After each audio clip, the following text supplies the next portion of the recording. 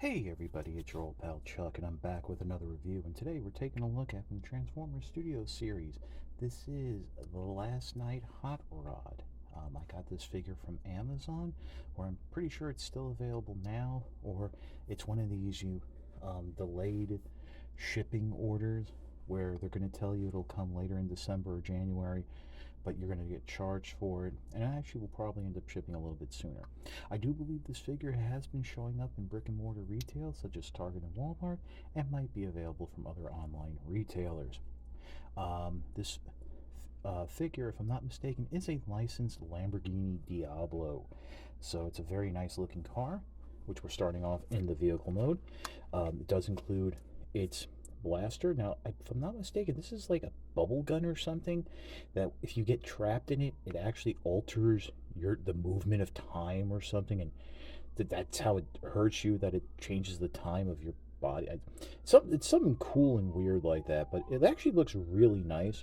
I mean, I've seen other versions of this, and it doesn't look as nice as this. You do have like the blue lighting there, and of course you do have a hole there for blast effects. Other than that, this is a very nice looking Lamborghini. You do have the logo right there. I do believe this is a Lamborghini. I hope I'm not screwing that up. I'm not really a car guy, but you have the nice fins.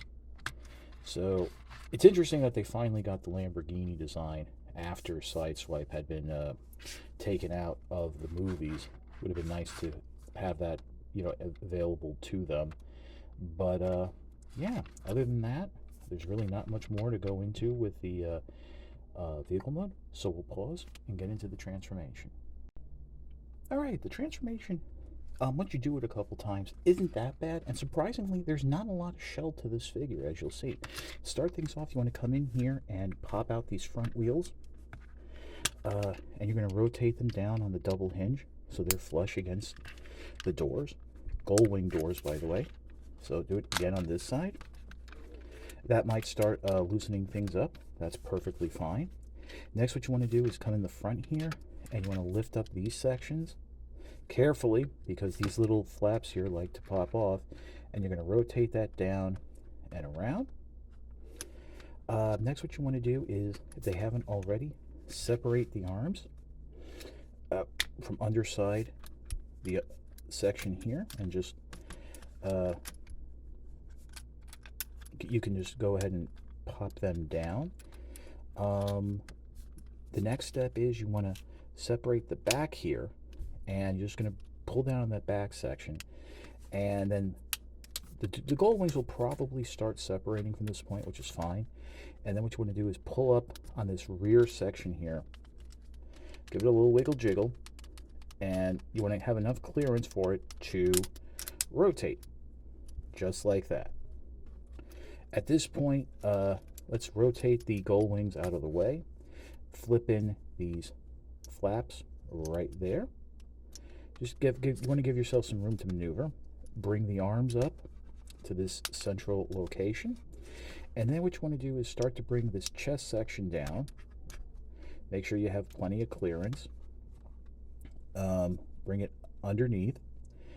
Rotate these panels down, and you want to continue rotating until it's flush like so with the hinges facing down, because that's going to slide into and secure the chest and torso to the gut. And then to rotate the head, lift it up ever so slightly, just so the chin has some clearance, and bring it around. So there you go. Now, I do have to say, doing it the first couple times, flipping the double hinge with the Lamborghini logo around is a little tight. It's a little tricky, but once you do it a couple times, it does ease up. And I do appreciate how those panels fill in the gaps there. So you have all that done. Let's come around to the back of the car. And what you want to do now is split this whole rear section. And this is a real cool part to the transformation. You would think this would be a panel. It's not. This is really the only panel you have, and it's just like that roof section. The vents here are actually the feet. So what you want to do is separate the legs, rotate them down. And now this is where it gets to be a little tricky. The ankles and feet are on a double hinge section, and the first couple times you're going to try to transform it, it's going to be very tight. So, and so you got to push it, and you got to push it past where you think it'll go. Once you have it up far enough is when you'll be able to rotate the foot to reveal the vents. So just fold that down all the way on that double hinge. Fold this little panel in that formed the part of the tailgate. Careful, that does like to pop off, and then fold all the way in what was part of the fin. And there you go, just like that. Do it again on this side of the vehicle. Rotate it, rotate the foot in, and then rotate the whole section down. It's really that black section right there that I find sometimes has a little bit of a problem. Fold up those fins. There you go. Rotate the legs at the hips so they're now the toes of the feet are facing towards you. Rotate up these side panels, the wheels, so they fill in the gap there. Try to get them as far as you can, because that will help with the knee movement and articulation. Then what you want to do is rotate the figure around at the waist. And the last step right here is you're going to pull back on that windshield ever so slightly. Fold these tabs in, and they do actually tab into place on the windshield there. And then fold everything back up. And there, make sure I have that. And just like that. Just like that. Fold that back up. And wowie zowie. Wowie zowie.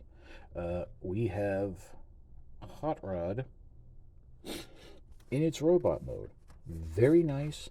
A fairly clean transformation. I mean, really all you have hanging is the gull wings, and that you can position them how you like.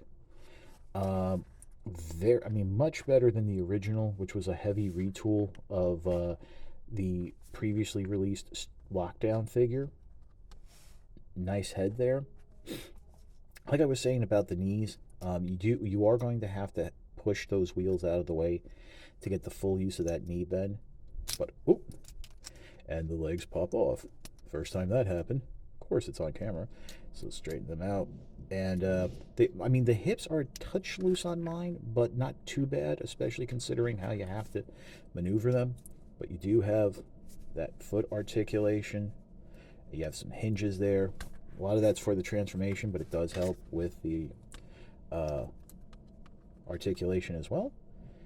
The fists surprisingly rotate, so let's get that gun in there. And for some reason, the gun wants to sit a little off the side, so just get it up in there, and there you go. So just got the gun facing forward. Like I said, the fist can rotate.